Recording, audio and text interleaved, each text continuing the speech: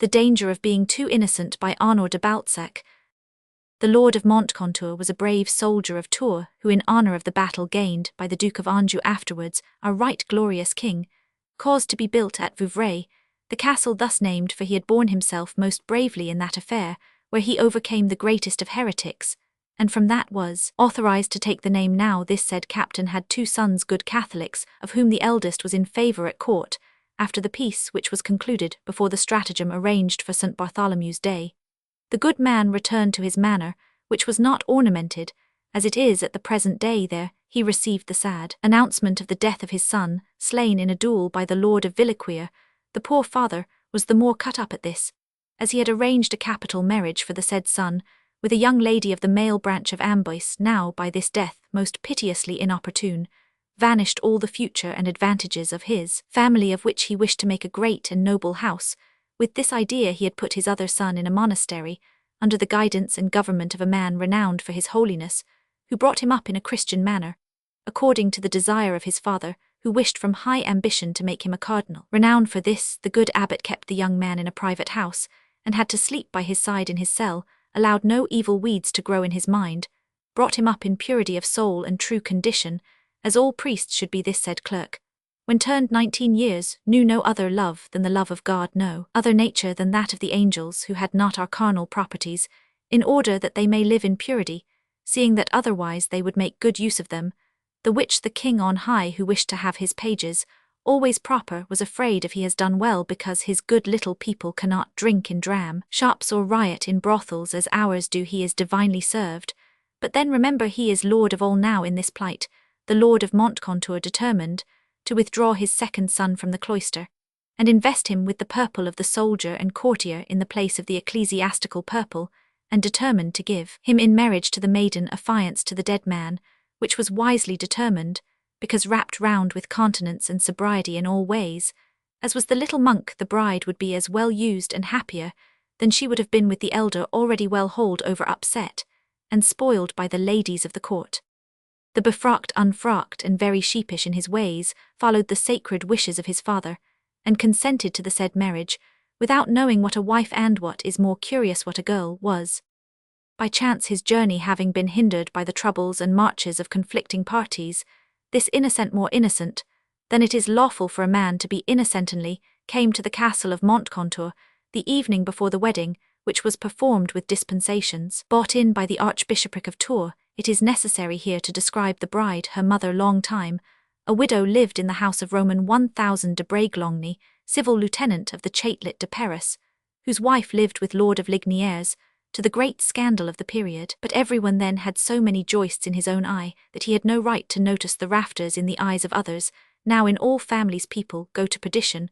without noticing their neighbours, some at an amble, others at a gentle trot, many at a gallop, and a small number walking, seeing that the road is all downhill. Thus in these times the devil had many a good orgy in all things, since that misconduct was fashionable. The poor old lady Virtue had retired trembling no one knew whither, but now there lived miserably in company with honest women. In the most noble house Amboise there still lived the Dowager of Chaumont, an old woman of well-proved virtue, in whom had retired all the religion and good conduct of this fine family. The said lady had taken to her bosom from the age of 10 years the little maiden who is concerned in this adventure, and who had never caused Madame Amboise the least anxiety, but left her free in her movements, and she came to see her daughter once a year when the court passed that way. In spite of this high maternal reserve, Madame Amboise was invited to her daughter's wedding, and also the Lord of Braiglongny, by the good old soldier who knew his people. But the dear dowager came not to Montcontour, because she could not obtain relief from her sciatica, her cold, nor the state of her legs, which gambled no longer over this. The good woman cried copiously. It hurt her much to let go into the dangers of the court, and of life, this gentle maiden, as pretty as it was possible for a pretty girl to be, but she was obliged to give her wings. But it was not without promising her many masses and orisons every evening for her happiness, and comforted a little, the good old lady began to think that the staff of her old age was passing into the hands of a quasi-saint, brought up to do good by the above-mentioned abbot, with whom she was acquainted, the which had aided considerably in the prompt exchange of spouses. At length, embracing her with tears, the virtuous dowager made those last recommendations to her that ladies make to young brides, as that she ought to be respectful to his mother, and obey her husband in everything. Then the maid arrived with a great noise conducted by servants, chamberlains, grooms, gentlemen, and people of the house of Chaumont, so that you would have imagined her suite to be that of a cardinal legate. So arrived the two spouses the evening before marriage. Then the feasting over, they were married with great pomp on the Lord's Day, a mass being said at the castle by the Bishop of Blois, who was a great friend of the Lord of Montcontour. In short, the feasting, the dancing, and the festivities of all sorts lasted till the morning. But on the stroke of midnight, the bridesmaids went to put the bride to bed according to the custom of Touraine, and during this time they kept quarrelling with the innocent husband to prevent him going to this innocent wife, who sided with them from ignorance. However, the good Lord of Montcontour interrupted the jokers and the wits, because it was necessary that his son should occupy himself in well-doing. Then went the innocent into the chamber of his wife, whom he thought more beautiful than the Virgin Mary painted in Italian, Flemish, and other pictures, at whose feet he had said his prayers. But you may be sure he felt very much embarrassed at having so soon become a husband, because he knew nothing of his business, and saw that certain forms had to be gone through concerning which, from great and modest reserve, he had no time to question even his father, who had said sharply to him, "You know what you have to do, be valiant therein." Then he saw the gentle girl who was given him, comfortably tucked up in the bedclothes, terribly curious, her head buried under, but hazarding a glance as at the point of a halberd, and saying to herself, "I must obey him." And knowing nothing, she awaited the will of this slightly ecclesiastical gentleman, to whom in fact she belonged, seeing which the Chevalier de Montcontour came close to the bed, scratched his ear, and knelt down, a thing in which he was expert. "Have you said your prayers?" said he. "No," said she, "I have forgotten them. Do wish me to say them." Then the young couple commenced the business of a housekeeping, by imploring God, which was not at all out of place, but unfortunately the devil heard, and at once replied to their requests, God being much occupied at that time with the new and abominable reformed religion. "What did they tell you to do?" said the husband. "To love you," said she, "in perfect innocence." "This has not been told to me, but I love you, I am ashamed to say, better than I love God." This speech did not alarm the bride. "I should like," said the husband, "to repose myself in your bed, if it will not disturb you. I will make room for you willingly, because I am to submit myself to you." "Well," said he, "don't look at me again, I am going to take my clothes off and come." At this virtuous speech, the young damsel turned herself towards the wall in great expectation, seeing that it was for the very first time that she was about to find herself separated from a man by the confines of a shirt. Only then came the innocent gliding into bed, and thus they found themselves, so to speak, united, but far from what you can imagine. What? Did you ever see a monkey brought from across the seas, who for the first time is given a nut to crack, this ape, knowing by high apish imagination how delicious is the food hidden under the shell, sniffs,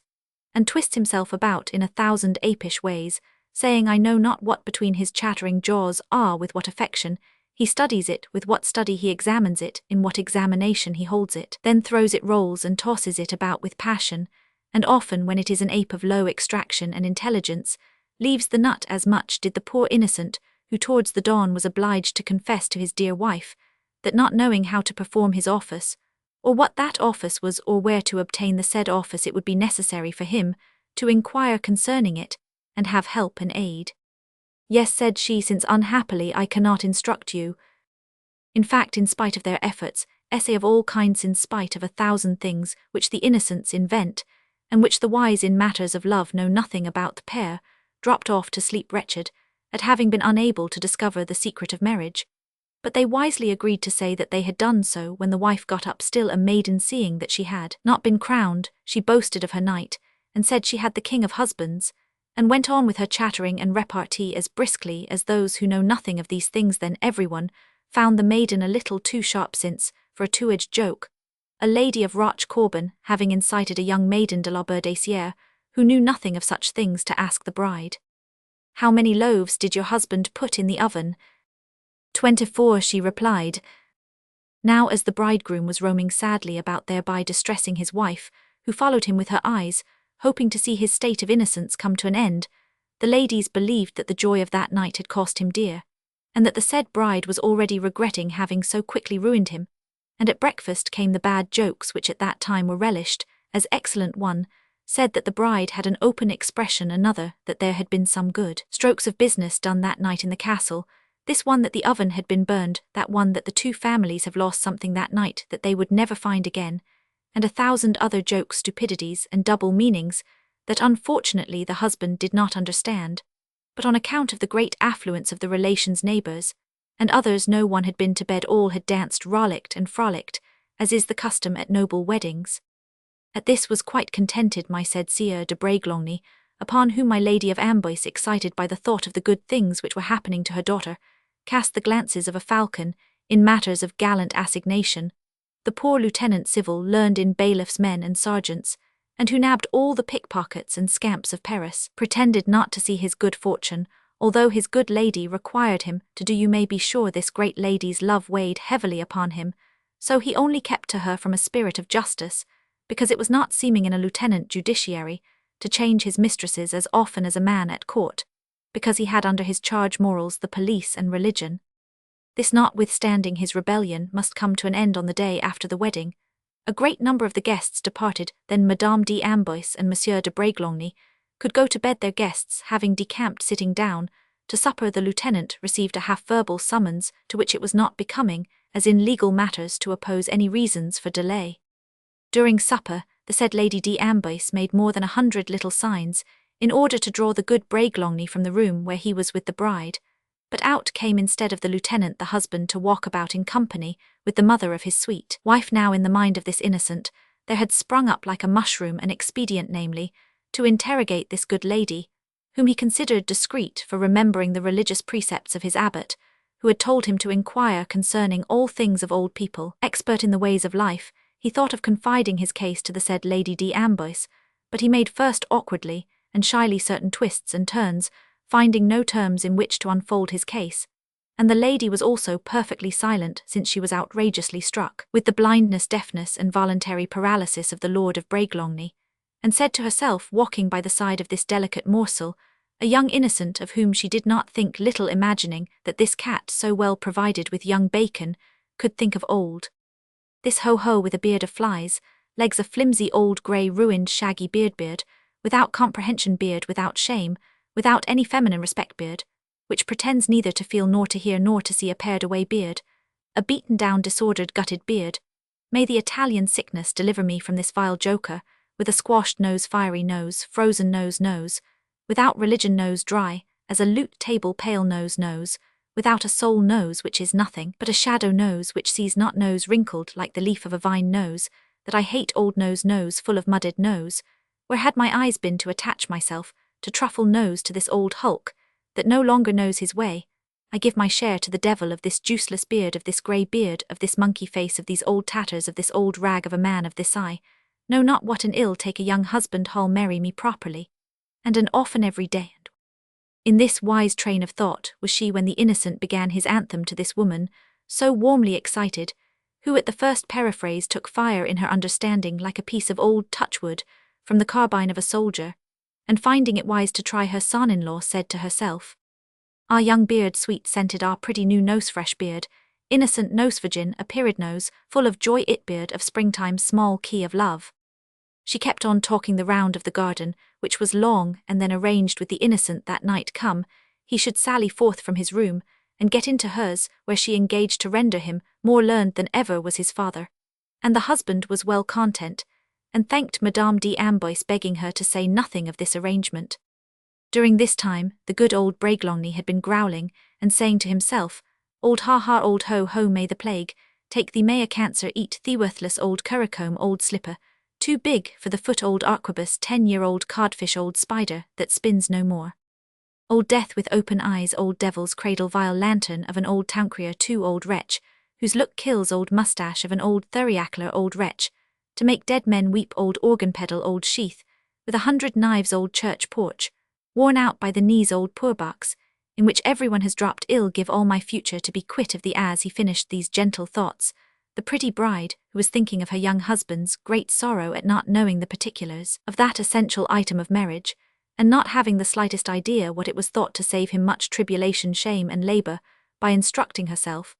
and she counted upon much astonishing and rejoicing him the next night, when she should say to him, teaching him his duty, "That's the thing, my love, brought up in great respect of old people, by her dear dowager, She thought of inquiring of this good man in her sweetest manner, to distill for her the sweet mysteries of the commerce. Now the Lord of Braiglongny, ashamed of being lost in sad contemplation of this evening's work, and of saying nothing to his gay companion, put this summary interrogation to the fair bride if she was not happy with so good a young husband. "He is very good," said she. "Too good perhaps," said the lieutenant, smiling. To be brief, matters were so well arranged between them, that the lord engaged to spare no pains to enlighten the understanding of Madame d'Amboise's daughter-in-law, who promised to come and study her lesson in his room. The said Lady d'Amboise pretended after supper to play terrible music in a high key to Monsieur Braiglongny, saying that he had no gratitude for the blessings she had brought him, her position, her wealth, her fidelity, etc. In fact, she talked for half an hour without having exhausted a quarter of her ire from this. 100 knives were drawn between them,